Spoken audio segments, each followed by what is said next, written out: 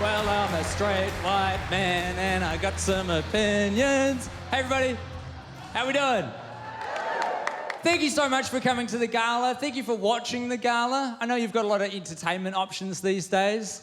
Netflix, YouTube if you're poor, America. Funniest idea for a country I've ever seen. Let's get 325 million people who disagree, put them in one place. And everyone's allowed a gun. But no one's allowed healthcare. That's brutal. Grand Theft Auto isn't that brutal, you know? Grand Theft Auto is a game based on you murdering people and stealing property. But in GTA, if you get too injured, the game will put you in a nearby hospital, patch you up, take 5% of your income, put you back on the street at full health. In real America, if you get hospitalised, the hospital will probably get you addicted to painkillers and then take you to court for every cent you're worth. Grand Theft Auto has a more progressive healthcare system than the United States of America. I've lived in Auckland for 10 years now. My assessment is that this city contains the most diverse range of New Zealanders who cannot afford to live in Auckland. The closest I'm ever going to get to home ownership is finding a landlord who lets me put a nail in the wall. That's the Kiwi dream.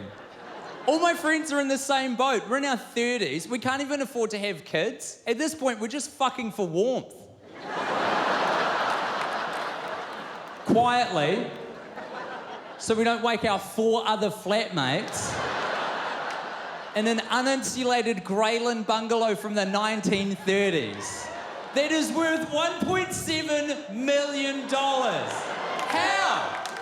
It is a hollow house, sir. My God. People have been asking me, Tim, how did you get through the last 4 years of Donald Trump being the leader of the free world? And my answer is simple, drugs. And the reason I got on them is day 1 of Trump's presidency, he came out and he said, that was the biggest inauguration anyone's ever had. And I went, all right, game on. If you're allowed to make up your own reality, then so am I. But my one's gonna be more fun because I won't be limited by what the media lets me get away with. My reality will be limited only by my brain's ability to conjure images while I'm flooding it with LSD.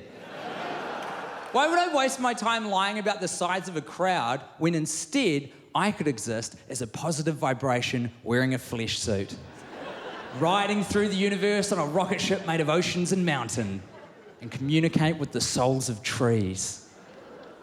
Drugs are good. I think they're important. I think it's immoral to win the lottery of being born and not do a bunch of drugs while you're here. The only reason we don't is because society's still held back by this puritanical hangover from a time when we all went to church on a Sunday and got a lecture from a child molester about how we're the bad guy. No more church. Yes, more drugs. Modern problems require modern solutions, folks. Honestly. The useful thing about drugs is they allow you to interrogate concepts you take for granted in everyday life. Like, have you ever thought about money? Like, really thought about it? Money's quite trippy. Because money's not real. It's just an idea we all decided to vibe on. But it doesn't exist. You can't touch money. You can touch cash, but cash is just a representation of money. And money's just a representation of value. But they're just conceptual. But if you have enough of the idea, you can buy and do whatever you want. But when I try to explain that to the checkout operator, apparently I'm the bad guy. When I try to pay for 6 mint chocolate trumpets with a poem, suddenly I'm holding up the express line. I've been Tim Batt. Enjoy the rest of your night. Good night.